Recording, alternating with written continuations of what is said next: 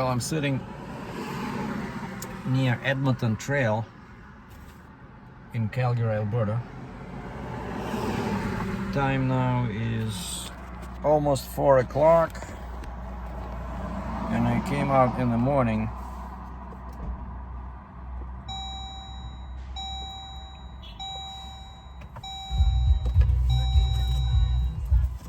Yeah, almost 4. I came out in the morning, but for some reason today is not busy. Usually Saturdays are busy for for Lyft and Uber, especially for Uber. And it was slow, but then it picked up. It was rainy in the early morning. It was chilly, but then now as you see, it's sunny outside, so rides picked up. But I did a lot of work downtown and did 14 rides, 14 rides with Uber, but only one with Lyft. And Lyft is just really pisses me off. Basically I start when I'm empty, like right now. While I'm doing this, I just drop off a lady here. She went to church just down the street. There's some kind of church. And I started both Lyft and I still had Uber running because I took her with Uber, right? Through Uber. And Lyft just offered me something like $5.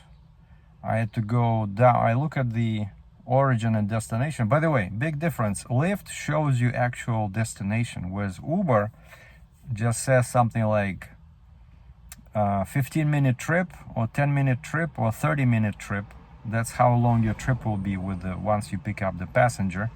And then you can see how far the passenger is. And as for the destination, it just says south or north, just direction. So it does not tell you where exactly or approximately you're going. With Lyft, you see origin and destination, just basically like a street name and distance. So basically with Lyft, it's much easier to estimate, is it worth your time or not? And so right now, I went to this Italian grocery store here. I went in, came out disappointed because Italians love bread, right? Like these guys have 2 shelves of bread like this size. There's like 5 loaves of bread in there. I said, I wanted to ask him, like, what the heck? But at least they have a real Italian espresso, and there's a coffee shop inside. There's people drinking coffee, talking, it's like very cool atmosphere inside, kind of like a piece of Italy, but anyway, so I stopped there and Lyft sent me an offer for $5, and I look at the origins somewhere downtown, like 2 kilometers away, and then I go 3 kilometers with the passenger. It's just not worth it. And also Uber was giving me quite a few. I got stuck in downtown, and all the rides I was getting were right there, 2 kilometers, 3 kilometers in downtown. But the problem is they don't pay well. Well, it's like $2 per kilometer, but it's all like $5, $4, $6, just all under $10, even mostly like $5, And I got a tip today. The only tip I got, the ride was, I think, $5 because it was also like 2.5 kilometers. But they gave me a $5 tip because these were 2 ladies with 3 dogs. And when I saw notification, because I signed up for Uber Pets, which because I carry some blankets, no big deal, then I just clean up a little bit after them. But it's supposed to pay better, but so far I don't see the difference. Like the rate is the same as if you carry a passenger. So not exactly sure how they think they're gonna attract drivers to do this, because of course it's more risky. Like dogs can barf as well, right? And they leave hair, but these dogs were actually very cute. They were like a mix of something with poodle, like one was black, small like this size, one was big, white, but they behaved. So they had 3 dogs, and when I pulled over, I see she's looking at the phone, I see the name, And so I thought that that was my passenger and the lady, and she kind of like panicked. She says, we have 3 dogs. Can you take 3 dogs? Because I guess somebody refused before, you know. I said, how big are the dogs? And she says, here they are. And one, she says, this one will sit on my lap because it's medium size. The big one will be on the floor. And I have dog number 3. It's in a rucksack, in a backpack, you know. She just had it in the backpack like a kitten, you know. And that medium-sized black poodle mix was such a cute little dog, you know. He was sitting right over there in the lady's lap and was looking at me all the time, you know, and breathing with his tongue out, you know. And she says he's only 8 months old, and so she says it's hard for him to sit still, so that's why she was holding him. And there's some kind of a event, some big dog event was happening in the park on 9 Ave. And she says there are going to be lots of vendors, you know, selling dog food, you know, different brands, some special. Basically, it's like a food festival, but for dogs, you know. And then there was an actual food festival further down on 17th Avenue, I think. Yeah, 17 or 9, like same area east of downtown. And they even blocked off the main street there and turned it into a pedestrian zone. And I see there's lots of food little shops, you know, just set up outside like a small trailer, you know, like a food stand, you know.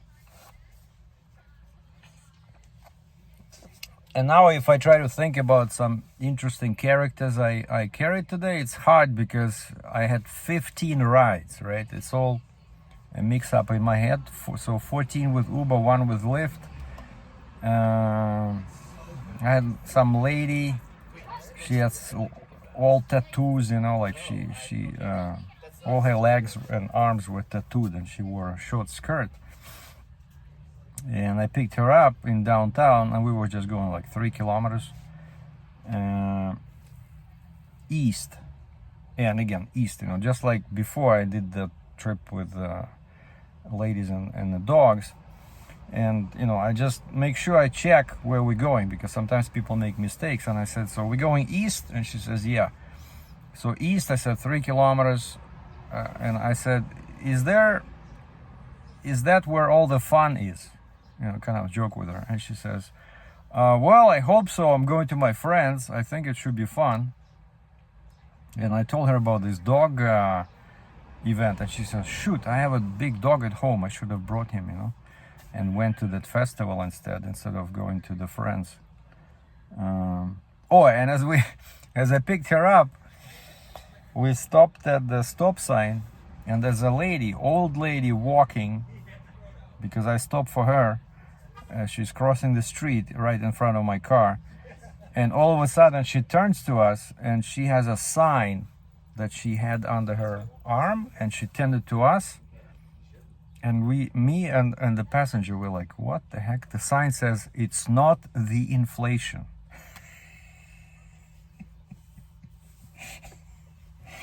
You know, nothing about God or terrorism or, I don't know, Trump or Trudeau, but it says it's not. I thought maybe I misread it. No, it's not the inflation.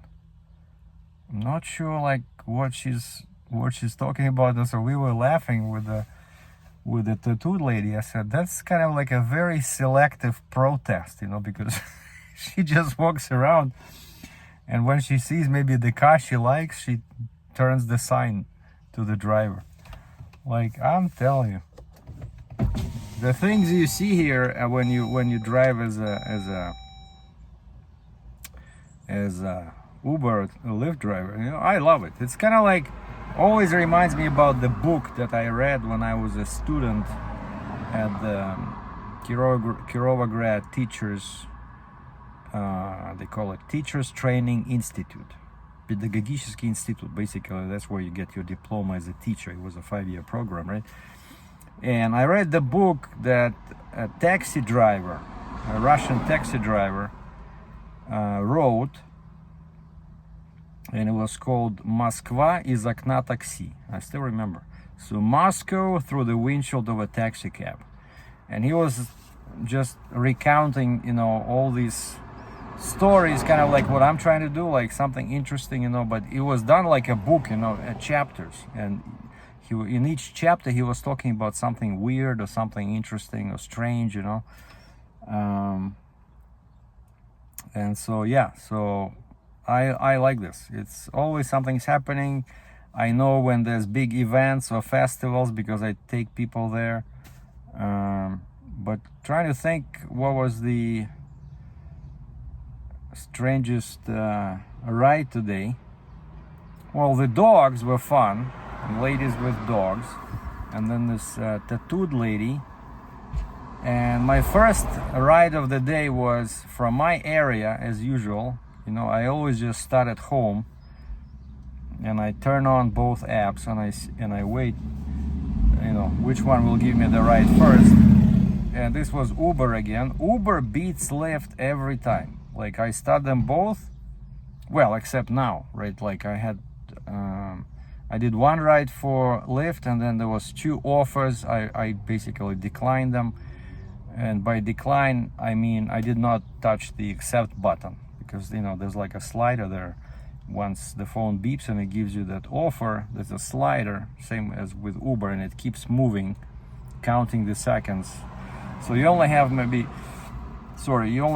15 seconds to decide where you want to take it or not. And I think they do it on purpose. They do it so fast so that basically you don't have time, you know, to figure out, is it a good ride or a bad ride, you know. And so, yeah, now when I went inside this Italian grocery store, yeah, Lyft gave me an offer while Uber was still silent. And actually now it's still silent, right? Which is surprising. Usually Uber, what I find is that I don't have to go anywhere, but I just sit at the same spot where I drop off the previous passenger, and something, sooner or later, something will pop up from Uber, you know. But the first ride today was with a guy from my area. He looked like a soccer player, you know, European football player. And I look and I see that we're going pretty far, you know, like 20 kilometers. And just to double check, I said, we're going south of the airport. And he says, yeah, Walmart, that's the nearest Walmart, right? I said, yeah, unfortunately, yeah. So he lives in my area, northeast, but I said, yeah, there's no Walmart closer than that one. For some reason, you know, they built up so many houses and townhouses in northeast, but the only Walmart is on 64th Street at Deerfoot Trail on Highway 2. So I took that guy over there. That was my first ride, and all the time he was talking on the phone with a very strong, like, he was black, so he had a very strong kind of like African accent, you know. And speaking about African, one of my rides was a family, husband, wife, and 2 kids, and 2 small kids, like maybe, I don't know, 5 and 7 or 6 and 8. I'm not an expert. And they were going somewhere like 3 kilometers, right? And I look on the app and it says hospital. And I said, so we're going here to the hospital. And he was doing something on his phone, so he was distracted. He says, And so I drive over there and I talk with him, and it was like a short ride. And then I can see on the map that the hospital is on top of a hill up ahead, like we're maybe less than a kilometer away. And this guy says, oh wait, that's not the right address. That's not the right place. And I said, wait, I asked you, are we going to the hospital? And you said yes. He says, no. He says, I'm actually staying at that hospital. I'm like, okay. So he's he's taking some treatment at that hospital. But now, because it's Saturday, he's with his family, and hold on one second. So that was $9.45 for the ride with the last lady. It was 8 kilometers or 5 miles. So as I noticed, rates seem to be around $1 per kilometer, which is $1.60 Canadian per mile, which is not very good, I don't think, because $1.60 Canadian, that's like what? Dollar US is like US dollar per mile. Or maybe a bit more, but oh, and so I started telling the story about that African family, the guy who so he's staying at the hospital, and he because of the weekend he went to see his family, and he says the hospital, he always goes between the home and the hospital, and so the hospital was on his phone, kind of like the main address, you know, because I'm guessing he takes Uber so often, you know. But now actually somebody told him about African grocery store where you can actually buy some African food, you know, and so that's where they wanted to go. But then when I look on the map, he gave me the address. Like the hospital was a 3-kilometer ride, but that food place was going east maybe 10 kilometers, you know, or 13 kilometers. And normally if they give me a wrong address, I can just keep driving to the proper address, and then Uber will recalculate how much they owe me. But this was too big of a difference, so I said I cannot do anything on my end here. I checked before, I cannot change the destination. It has to be done by the rider. And so he opened the app, and he finally found, took him like 5 minutes, he finally found the option where he can change or add a destination. And he didn't change it, but he he added a stop, because of course he has to pay. I already went, you know, like 75% of the way to the hospital, which he put in by mistake. But so he added a stop, and then right away on my phone, on the app, it beeped saying a rider added a stop. You know, right away, as soon as he clicked OK, boom, on my phone it popped up. A rider added another stop. And so I see also below on the screen, I saw a slider which said complete stop 1.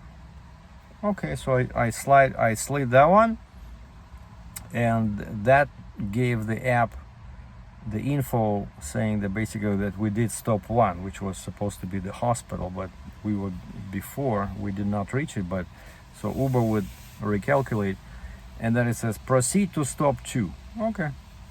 And so I took him to that small store. It didn't look like something special, but he says we are from Africa. He didn't say which country, but he says somebody told us about this place where you can buy genuine African food, you know, something that he says we grew up with. And I told him my story. I said, hey, I know where you're coming from, because I said I'm from Russia, and sometimes I crave, you know, Russian food I grew up with. And I found a store, like a Russian grocery store, where they sell, you know, like real smoked fish, which people eat a lot in Russia, and some real dark, you know, rye bread, you know, and I see by the name Borodinsky хлеб. Man. So I bought a loaf of that bread with some traditionally smoked fish. It was amazing. And I'm talking about, and I want that fish now, but it's too far. You have to go south. It's a Glenmore Trail, Highway 8 and Highway 2. It's a Glenmore and Deerfoot in that area. Basically the Chinook Mall. So next time I'm near the Chinook Mall, I'm gonna stop by that deli store and get me some traditional Russian bread and some smoked fish. But the funny thing is that they don't sell anything from Canada, US. Let's say I wanted to buy, you know, I bought the bread and the fish, and I wanted to get a, you know, Diet Pepsi or Diet Coke. They don't have it. They only sell a Russian lemonade, like some stuff from Georgia, you know, Georgia, Russia, which was a bit inconvenient, so I had to go and stop by a gas station or big store to buy some Pepsi or Cola. So picked up husband and wife at a hotel 10 kilometers away from downtown. They were going to Calgary Tower, and I drive them right to the tower next to it, and of course, you know, you cannot see the top. And I said, here is okay, and the guy says, where is the tower? And you can only see the huge foundation. So that's the tower. Oh, okay, cool. And right there across the street there was a Marriott hotel, some kind of a hotel. On the other side, like, you know, 1 minute later I got an offer, lady going towards the airport, but I didn't see actually the airport. It just says, you know, a ride 15 minutes long, and of course the longer the better. And so it was a one-way road, so I managed to sneak my way to the hotel, picked up two ladies, took them to the hotel. They gave me $3 tip, and right then there was a $5 offer going like 7 minutes, and I wanted to cancel it, but then no, I'll take it. And good thing I did, because the guy gave me $3 tip, and so I ended up making like $10. And we started chatting. Turns out he also wants to do Uber. He lives with a guy, like his roommate. He says he's doing Uber full time. I said, really? And he said during the stampede, this guy was averaging 400 a day.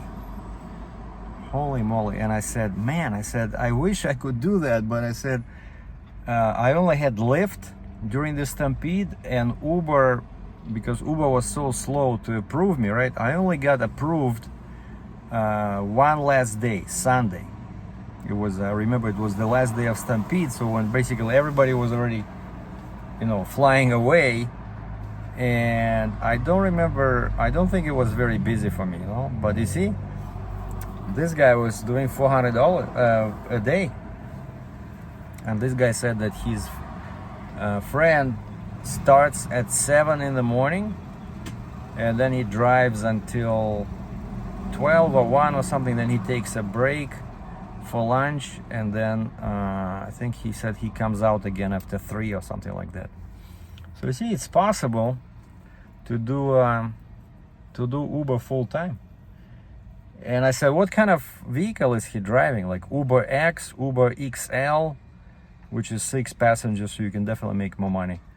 Or Uber, what's the other one? Like luxury, you know? Like it has to be black with black leather, like premium. That one also, people are charged more. And he says, I said, what car? And he says, oh, Civic. I said, okay, so it's Uber X, right? Like regular car. He says, yeah. So even with a regular car, the guy makes good money. I don't know. And I told this guy, I said, hey, it's interesting because I've been thinking about this because of my job, which is $24 an hour. Actually, now it's $24.50. They gave me a raise, 50 cents an hour, because now there's only 2 guys, me and another guy, and the lead driver who was training me got fired for some reason. They never told us why, but now he's fired, and now we'll be alternating every second Saturday. Like this Saturday, the other driver is working. Next Saturday, I'll be driving. So usually Saturdays are pretty good for Uber, and so now actually I'm losing it, right? But the best times, according to the information on the apps, it's, you know, morning. Let's say, I don't know, 6 a.m. to 2 p.m. You know, that's when it's busy. And I cannot do that because I work, right? But even at $24.50 an hour, there's no gas, right? So I still make, you know, like $200 a day, $1,000 a week. But I would be curious, you know, if I could do like full day Uber, like during the week, and see how it works, you know, because I do enjoy this more, you know, like it's an easy job, nice, you know, you clean, you don't have to muscle with chains You don't have to wear safety boots, you know. You sit in a nice car with leather seats and air conditioning. You listen to music, you just drive people around. It's easy. And if I could make, you know, a living doing this, I would jump into it right away. And maybe I would get a bigger, like, you know, like a 6-seat, you know, minivan or SUV. But SUVs are bad for gas, but like a premium minivan would be nice, you know, with 6 seats, because the rates are better. So I don't know. But oh, by the way, so now it's probably what, 5 o'clock already. My Uber account shows $185, and I have still $10 on Lyft. Still made only one run, and so I'm at 195. So my goal for the day was 200. So I'm ready to go home. Because I keep getting dragged back to downtown, you know. But now I'm in Midtown, like 36th Street and what is it, McKnight Boulevard. So from here it's not that far for me to go back home. I think I'll just, you know, I'm gonna wait a few more minutes. If there's no rides, I'll just head back home, because that's it. I've been at it the whole day. But yeah, it's fun, it's interesting, you know. You meet interesting characters, you learn something new. I enjoy driving in Calgary, except the only problem, like the only beef I have is potholes. Potholes, you know, they have chunks of asphalt missing, like a real pothole. And also these, you know, what do you call them? Manholes, like the covers over the openings in the road. They never put them in the middle. They always either on the right or on the left inside your lane. And so if you follow somebody too closely, it's very easy to hit. And these covers, they're lower than the pavement, and some of them are really deep, you know. You can lose your wheels, and they're everywhere, and they're always lower than we had the same in when I lived in Cambridge, Ontario. It was the same, I don't know, constant problem with these manholes, you know.